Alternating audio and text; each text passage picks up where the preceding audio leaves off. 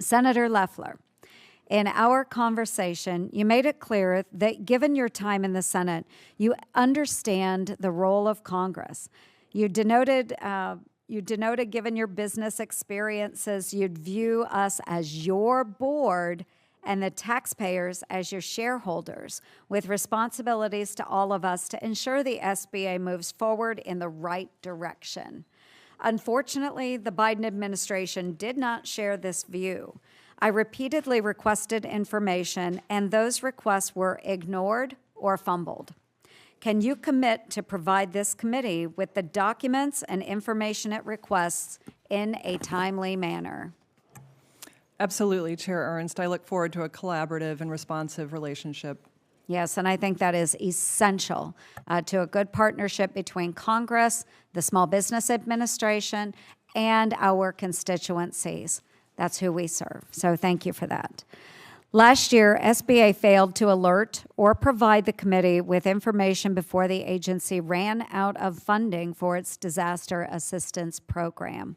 Can you commit to more transparent, timely, and forthright dialogue between the SBA and this committee should you become administrator? Absolutely, Chair Ernst. This should never happen. It will not, and we have all the controls. Thank you. I'd like to move on to your goals and vision for the agency. Now, we know that it's extremely important to me that we right-size the SBA and get it on a clear course to deliver its mission. Within your first 100 days as administrator, what would be your primary goals and objectives to get the SBA back on track? Thank you for the question, Chair Ernst, and I too enjoyed the time that we were able to spend together with you and your staff.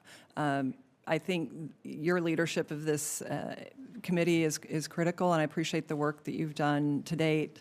I look forward to working with this entire committee toward the aims of restoring the Small Business Committee, the Small Business Administration, to serving small businesses and supporting economic growth in this country. That's our North Star. In order to do that, we must have accountability at this agency. It's in dire need of restoration, and that starts with shoring up the financial situation. The fact that this agency has not been able to pass an audit for 4 years is a disgrace. We must make sure that we are accountable to taxpayers, that our programs are solvent and working toward the aims of serving small businesses. So obviously we're going to get our financial house in order and do it quickly, and we're going to do that in addition to making sure the programs are working for small businesses and taxpayers. We know that the core 7A program, loan program, is in need of oversight in terms of understanding the rising delinquencies and defaults. We will take a hard look at that. We will make sure that the disaster funds are resourced and accounted for, and that there are no more situations where Americans in a crisis are faced with months of not having disaster relief. And then finally, we are certainly going to get this agency back to work. I am grateful for President Trump's rapid action through his executive order to return to work.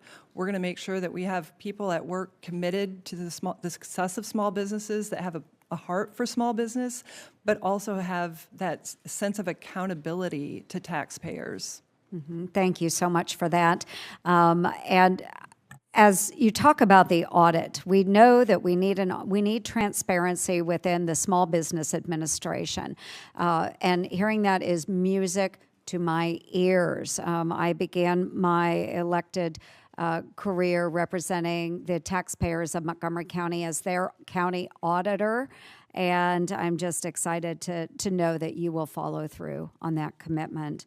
As you know, I also serve as the chair of the Senate DOGE Caucus, and we have a public mandate and a very rare opportunity to expose and roll back